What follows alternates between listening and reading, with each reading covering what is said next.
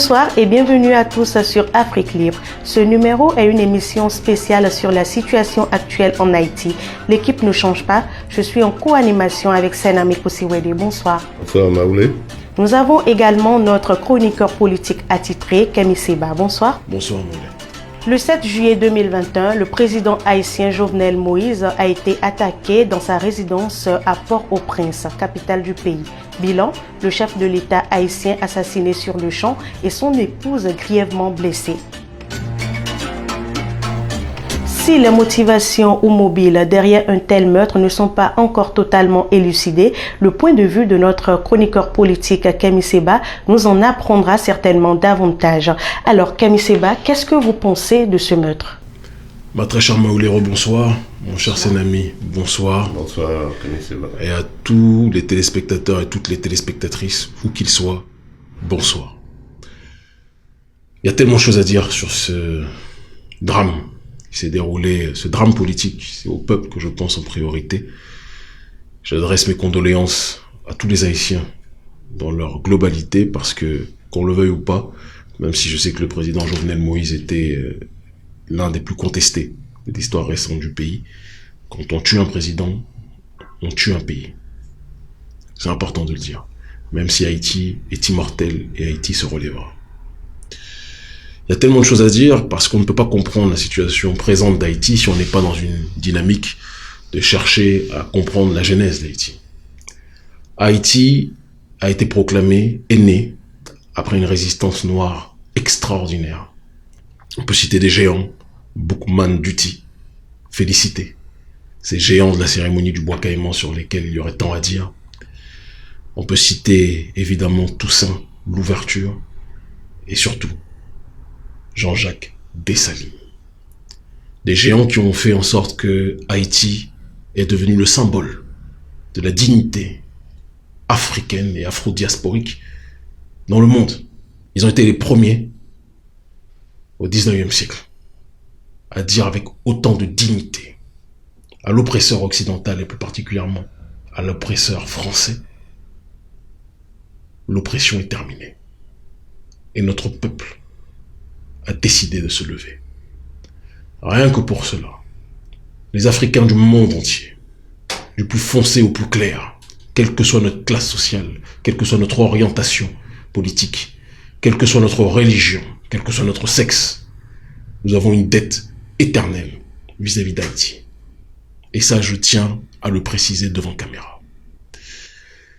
C'est ce crachat aux figures de la prédation économique matérialisée par l'impérialisme occidental et plus particulièrement l'impérialisme français, qui a fait que jamais, depuis son indépendance, depuis la proclamation de cette première république noire, Haïti n'a été tranquille parce que l'Occident a tout fait pour que ce symbole de l'ex-esclave rebelle redevenu libre ne puisse pas contaminer les autres colonies françaises au sein de nos peuples et les autres colonies occidentales de manière générale.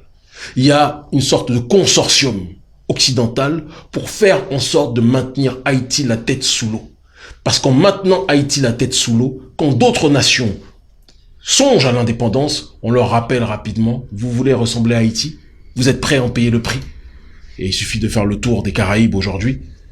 Martinique, malheureusement Guadeloupe, Guyane, peuple que j'aime en perdre l'esprit, toutes ces entités que je viens de citer, quand vous leur donnez l'exemple d'Haïti, personne ne veut être indépendant.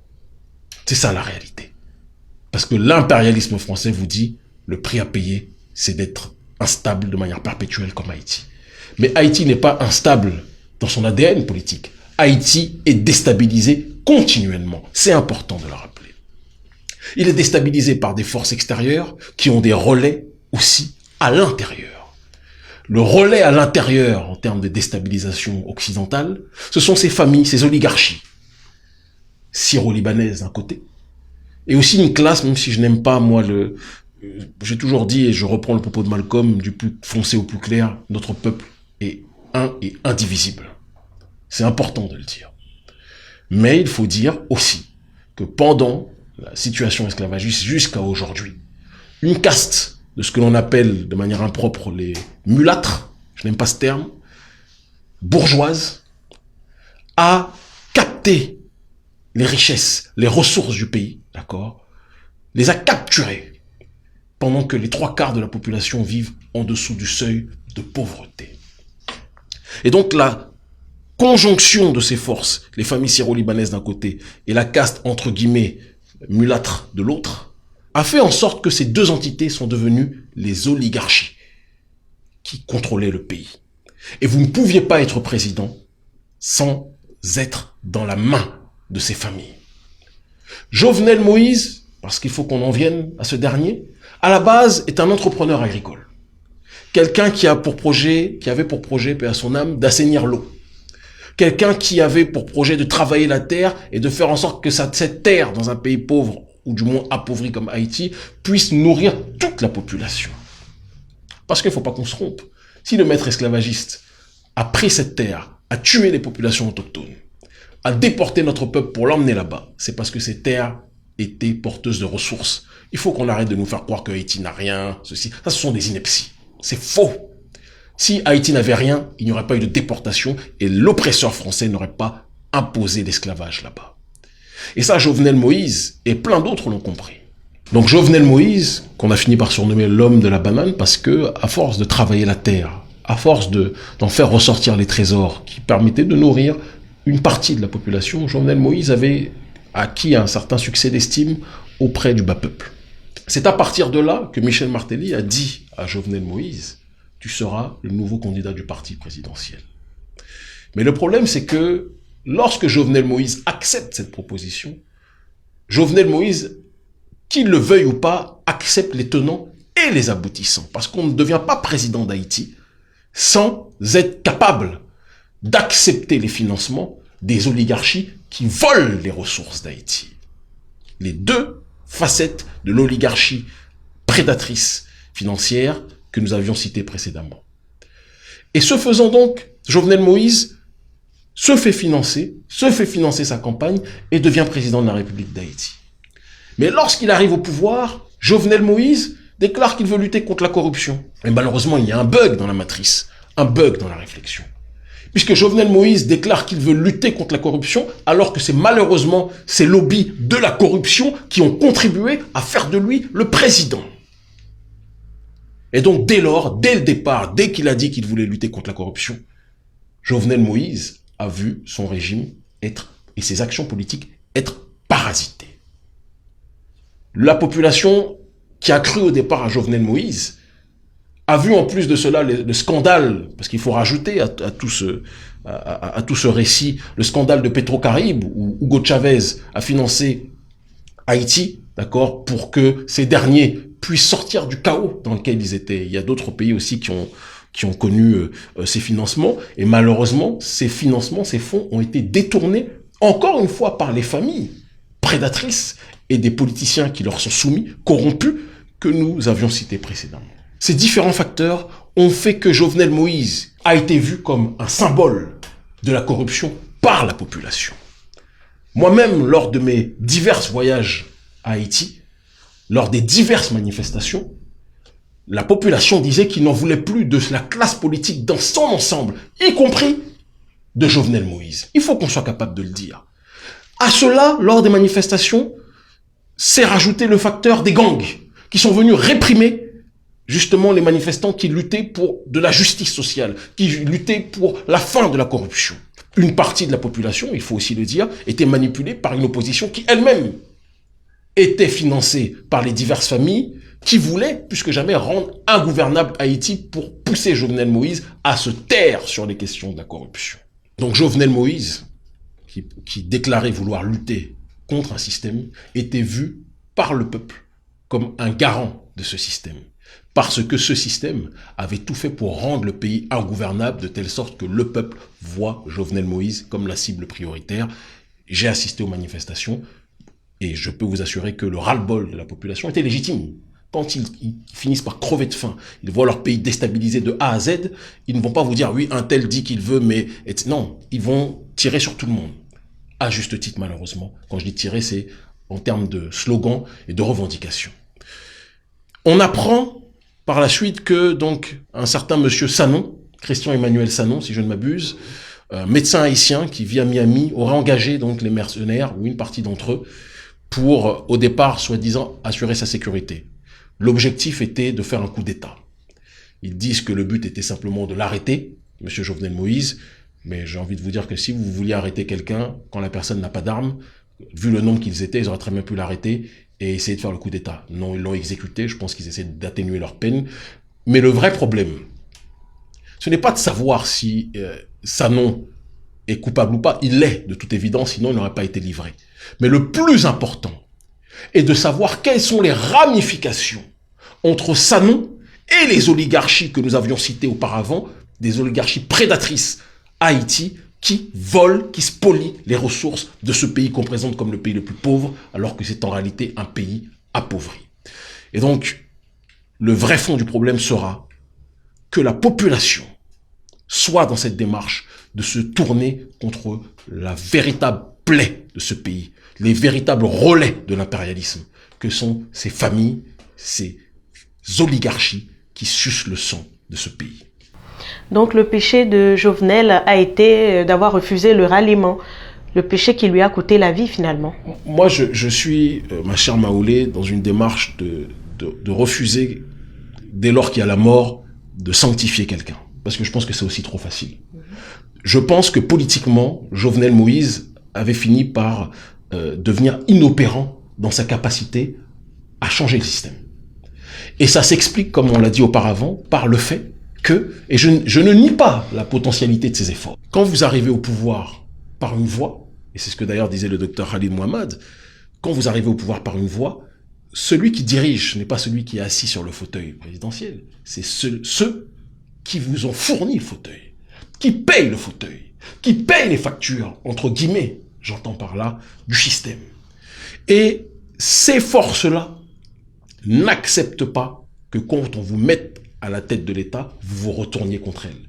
C'est une mafia. On vous parle des gangs, on parle de ce pays comme une gangocratie. Le peuple a fini par penser, moi c'est ce que tous les Haïtiens que je rencontrais sur place me disaient, le peuple a fini par penser que Jovenel Moïse était le chef de la gangocratie. Mais Jovenel Moïse disait lui-même qu'il luttait contre la gangocratie. Alors qui dit vrai? Eh bien ce sont ceux qui voulaient parasiter son régime politique qui finançaient ces gangs. Et au final, on en arrivait à une situation où Jovenel Moïse a fini par s'empêtrer dans une situation qui devenait ingérable. Il a commencé dans une mission politique avec de bonnes intentions, mais dans un système politique corrompu jusqu'à la moelle. Mais on ne peut ni le présenter comme le Moïse de la lutte anticorruption, ni le présenter comme le chevalier de la corruption. La vérité est entre ces deux voies. Et c'est pour ça qu'il faut entendre aussi bien ce que disent la jeunesse qui s'est révoltée contre Jovenel Moïse et contre le régime politique, que les partisans de Jovenel Moïse. Parce que la vérité se trouve entre les deux. Je pense profondément que c'est quelqu'un qui arrivait avec de bonnes intentions, mais qui malheureusement a été porté par des êtres, des forces aux intentions obscures, et qui aujourd'hui ont tout intérêt à ce que Haïti soit dans le chaos, pendant que eux vivent comme des milliardaires. Parce que c'est de ça dont il s'agit à Haïti. Et ça, j'ai des amis juges haïtiens, j'ai des amis qui sont vraiment des fonctionnaires qui connaissent la situation politique de ce pays, qui vous diront, même des avocats, des médecins, des gens de tous corps sociaux, qui vous diront que malheureusement ce pays est gangréné par ces familles qui asphyxient le peuple. Et Jovenel Moïse est un dommage collatéral parce qu'au moment où il a essayé de vouloir vraiment faire une marche arrière accélérée, on lui a dit « mais toi là, c'est nous qui t'avons mis ici. » Quand je dis nous, je parle de ces mafias-là. Et tu veux te retourner contre nous. Et de là, peut-être que Sanon est quelqu'un qui n'est pas lié à ces familles, qui a pensé, comme beaucoup de gens au sein de la population, que Jovenel Moïse tolérait les gangs et était un chevalier des gangs. Peut-être que, partant de ce principe-là, il a dit « je vais arrêter ce massacre ». Ou alors, l'autre hypothèse, c'est qu'il est en lien avec ces familles-là, qui elles-mêmes sont en lien avec une oligarchie financière occidentale dont on ne parle pas suffisamment, et puis qui est bien contente de voir Haïti déstabilisé, malgré leur sourire et leurs larmes de crocodile qu'ils ont quand ils disent qu'ils viennent venir aider Haïti. D'accord. Monsieur Kemi Seba, monsieur Jovenel Moïse, paix à son âme, il devrait savoir, connaître l'adage que nous connaissons tous, que gouverner, c'est prévoir. Donc il devrait s'attendre à ce que s'il a été financé par, en griffe, le diable, je veux parler des oligarques que vous dénoncez si tant, de ces familles qui ont pris le pays en otage, il devrait s'attendre à ce que lorsqu'on s'amuse avec le feu, on finit par se faire brûler les doigts. Est-ce que, non, ma question en fait, c'est vous demander, est-ce qu'il n'y avait pas une autre alternative en termes de financement de sa campagne? Ne pouvait-il pas se tourner vers d'autres financeurs potentiels? Je veux parler peut-être de la Russie, des pays du Sud comme le Brésil, ou peut-être même, pourquoi pas, ici en Afrique. Surtout qu'on sait la relation traditionnelle entre Haïti et Afrique. Quelles sont les personnes en Afrique qui vont financer Haïti? Malheureusement, beaucoup d'irresponsables et de manque de vision panafricaniste au sein des élites et au sein de ceux qui ont les moyens, hein, qui préfèrent dépenser leur argent dans des infrastructures inutiles plutôt qu'aider le peuple. Ça, ce sont des réalités que l'on connaît. Pour ce qui est de la Russie ou d'autres pays, qu'on soit clair, c'est le géopolitologue qui vous le dit, pour bien connaître ces pays, rien ne se fait sans rien. Moi, je reste convaincu que Haïti est sous le joug d'un oppresseur impérialiste occidental qui travaille avec des courroies de transmission que sont les oligarchies syro-libanaises qu'on a citées et la caste entre guillemets, et que aucun frère et sœur à la peau claire au sein de notre peuple ne vivent cette situation comme une exclusion. Moi, je suis un disciple aussi bien de Thomas Sankara que de Bob Marley, aussi bien de Fela Kuti que de Malcolm X. Donc, je n'efface pas ou je ne mets pas les uns d'un côté et un autre peuple de l'autre. Non, qu'on soit clair. Mais il y a une caste prédatrice mulâtre dont il faut qu'on puisse parler. Et ces derniers ont été les courroies de transmission de l'impérialisme. On peut trouver d'ailleurs ce parallèle avec l'Afrique. Beaucoup de familles syro-libanaises, pendant même le processus colonial, étaient le relais du système colonial. Faut pas qu'on soit naïf ou qu'on soit bête. L'argent ne tombe pas du ciel. Il y a un système qui a été mis en place pour qu'on arrive à cette situation. C'est important de le préciser. Ça ne signifie pas qu'on essentialise. Il y a des gens bien partout, mais il faut qu'on dise le système qui a été mis en place. Maintenant, Jovenel Moïse, je pense qu'il n'avait pas forcément le recul pour savoir dans quoi il rentrait. Il y a Martelly qui lui tend la main. Martelly qui était un président qui avait ses succès d'un côté, ses détracteurs de l'autre, hein, qu'on soit très clair. Mais lui tend la main, ne lui explique pas tout le système qu'il y a. Il lui dit, tu veux être le candidat du parti, je ferai de toi le candidat du parti. On te présente des investisseurs. Il n'y a aucune campagne présidentielle qui se fait sans des investisseurs. Peut-être qu'il n'avait pas forcément suffisamment le recul sur les choses. Il y a une réalité qui existe au sein de notre peuple, et ce n'est pas présent uniquement à Haïti. C'est que malheureusement, beaucoup de politiciens africains sont dans une dynamique de voir plutôt que de prévoir. Il y a beaucoup de manque d'analyse prospective. Mais on peut aussi dire avec une lucidité claire qu'il est facile de parler après la mort. Thomas Sankara, certains vous diront qu'il malheureusement il n'a pas fait preuve d'assez d'analyse prospective. Pourquoi n'a-t-il pas prévu que Compaoré et d'autres allaient le trahir et le tuer? C'est toujours facile de parler après. Donc la pudeur nous force à dire que je pense qu'il est rentré dans un système, qu'il a été très rapidement dépassé par ce système, qu'il a essayé de contrecarrer les choses, mais que les forces le rapport de force était déséquilibré et que malheureusement, lui qui a essayé de changer à l'intérieur le système, le peuple l'a vu pour ce qu'il fait, c'est-à-dire de manière visible, on l'a vu pour quelqu'un qui n'arrivait pas à diriger le pays, qui n'arrivait pas à endiguer la violence, à arrêter la violence, qui n'arrivait pas à stopper la corruption. Et donc le peuple l'a mis, comme les autres, dans la classe politique, décorrompue de manière générale, alors que lui estimait qu'il essayait de lutter contre. Et c'est ce qui explique, je pense, la dissonance entre ses partisans et ses opposants. Chacun voit en fonction de ce qui est présenté. Ses partisans avaient peut-être accès à ses réflexions intérieures, alors que ses opposants, je parle des sincères, hein, je parle pas de l'oligarchie financière à la tête d'Haïti, mais les sincères opposants au sein du bas peuple se disaient, mais tu dis que tu luttes contre la corruption n'a jamais été aussi élevée. Tu dis que tu luttes contre la violence, on est aujourd'hui dans une gangocratie. Moi, je pense que les deux partis avaient des raisons légitimes pour penser ce qu'ils pensaient. Et qu'aujourd'hui, la synthèse et la conclusion doit être de dire au peuple haïtien, l'ennemi numéro 1, on le connaît, ce sont ses familles. Il faut que le peuple se rebelle, et je le dis comme je le pense, contre les familles prédatrices qui capturent les ressources de ce pays. Ce n'est pas un appel à la violence, c'est un appel à l'intelligence. Et ce que je dis là, dans cette dynamique anticapitaliste, doit être fait aussi au sein de nos pays en Afrique, d'accord, contre les familles qui confisquent les ressources du pays. Je le dis, qui confisquent les ressources du pays, qui volent les ressources. On est content de les louer comme des milliardaires, etc., pendant que les 3/4 de la population souffre le martyre. Il y a des réflexions aussi qu'on doit avoir dans nos pays. Je ne suis pas en train d'appeler à quelconque désordre, mais je suis en train d'appeler au réveil citoyen, au réveil politique. Les nôtres doivent se prendre en charge.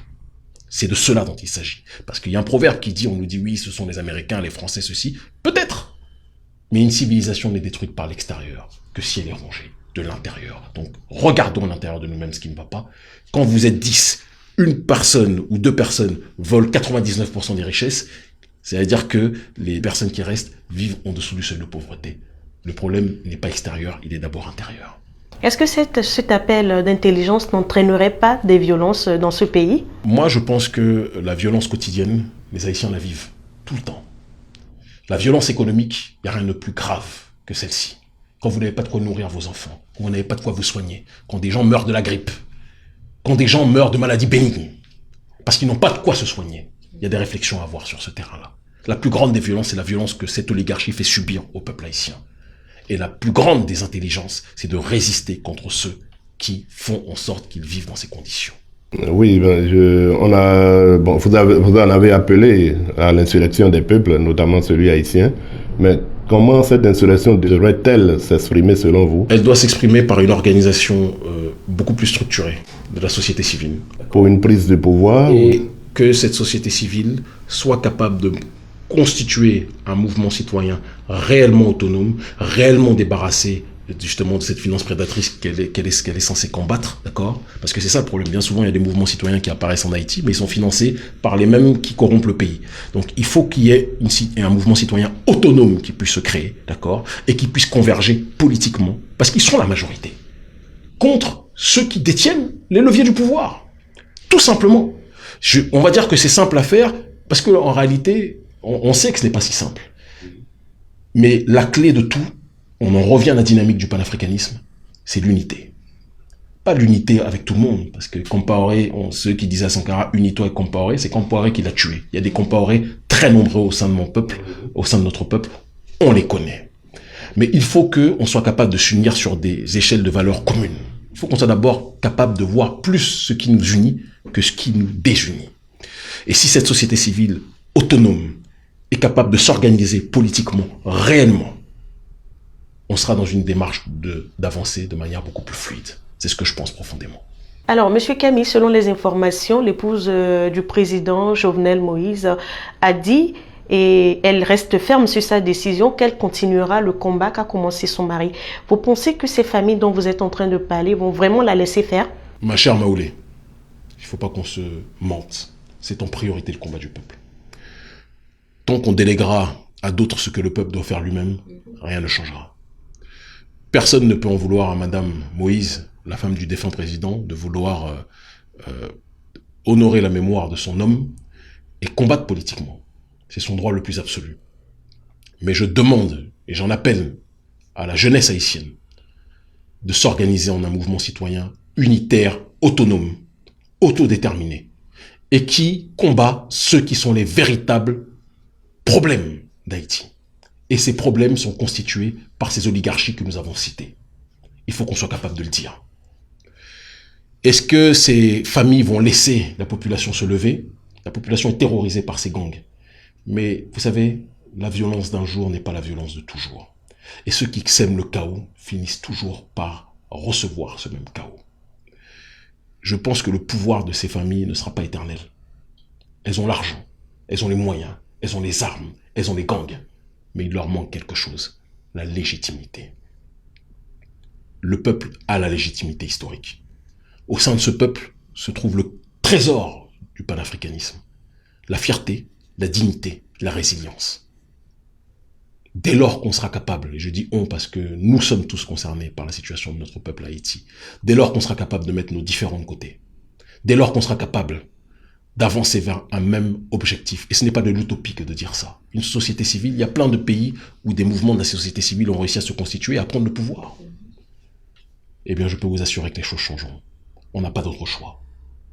L'erreur, et ça a été le génie de ces familles, ça a été de pousser les populations à se rebeller contre Jovenel Moïse. Et je vous le dis, je le répète, parce que moi-même qui vous parle, j'ai fait partie des manifestations, je pensais, et jusqu'à aujourd'hui, je pense que Jovenel Moïse aurait dû démissionner. dès lors qu'il est dans un régime qui est ingérable, dès lors qu'il n'arrive pas à gouverner, l'intelligence politique, c'est de reculer pour mieux sauter. Alors, merci beaucoup, Kemi Seba, pour la lumière mise sur cette situation en Haïti. Merci à vous, Sanami Kousiwede, d'avoir partagé ce plateau avec moi. Merci à vous, chers téléspectateurs, de nous avoir suivis. On reste toujours sur le cap et on se dit à bientôt.